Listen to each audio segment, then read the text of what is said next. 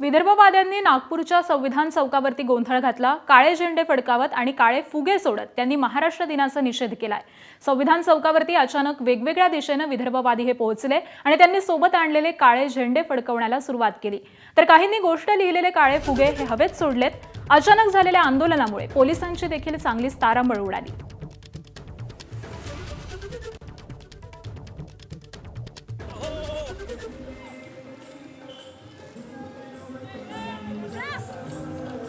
जेव्हापर्यंत विदर्भ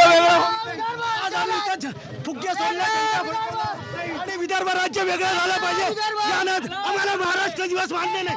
महाराष्ट्रात राहून विदर्भाच्या जनतेची अवनती होते, शेतकऱ्यांची आत्महत्या विदर्भ थांबत नाही। शेतकऱ्यांच्या राज्य